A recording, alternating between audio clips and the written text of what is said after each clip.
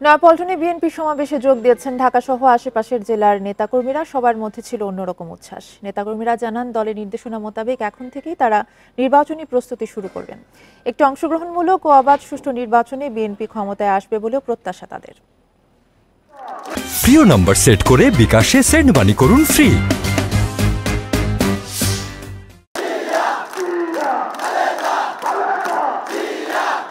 বিএনপির সমাবেশ ঘিরে বুধবার সকাল থেকে নয়াপল্টনে নেতাকর্মীদের স্রোত। শুধু ঢাকা নয়, আশপাশের জেলা গাজীপুর, মানিকগঞ্জ, নারায়ণগঞ্জ, নরসিংদী সহ বিভিন্ন জেলার নেতাকর্মীরা যোগ দেন সমাবেশে।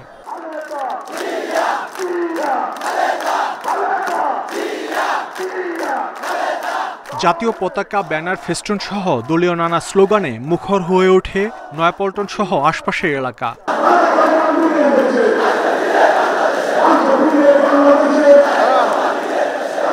ঢাকাসহ বিভিন্ন জেলার তৃণমূল নেতাকর্মীরা জানান, চলমান এ বিজয়ের ধারা অব্যাহত রাখতে বদ্ধপরিকর তারা। দীর্ঘদিন পর দেশের মানুষ স্বৈরশাসনের হাত থেকে মুক্তি পেয়েছে বলেও দাবি তাদের। দেশকে দুর্নীতিমুক্ত করা এবং শহীদ জিয়ার স্বপ্নের স্বনির্ভর বাংলাদেশ গড়ে তোলা, এটাই আমাদের সামনে বড় চ্যালেঞ্জ। ৭১ একবার স্বাধীন হয়েছিল, এখন আবার এই দ্বিতীয়বার ৫ তারিখে বাংলাদেশ স্বাধীন হয়েছে। আর কোনো সহিংসতা নয়, এই বাংলাদেশকে নতুন রূপে আমাদের গড়তে হবে। নয়াপল্টনের সমাবেশে দলের চেয়ারপারসন খালেদা জিয়া এবং ভারপ্রাপ্ত চেয়ারম্যান তারেক রহমানের দেয়া বক্তব্য অনুসারে নতুন উদ্যমে তৃণমূলে কাজ শুরুর কথা জানান তারা। জাতীয় সংসদ নির্বাচন অনুষ্ঠান করার জন্য অনুরোধ করছি, তাহলে এই দেশে গণতান্ত্রিক সরকার প্রতিষ্ঠিত হলে সারা বাংলাদেশে শৃঙ্খলা ফিরে আসবে। তারেক যে এই দেশে আসবে, গণমানুষকে নিয়ে, সকল মানুষকে নিয়ে একটি সুশীল সমাজ গঠন করবে। আজকে এই সাধারণ সমাবেশ আসলে সমাবেশ না, আমাদের আজকের এই মুক্তিকামী জনতার একটা উৎফুল্ল সমাবেশে উপনীত হয়েছে আমরা। বিএনপির এ সমাবেশে দলীয় নেতাকর্মী ছাড়াও সর্বস্তরের হাজারো মানুষ উপস্থিত ছিল।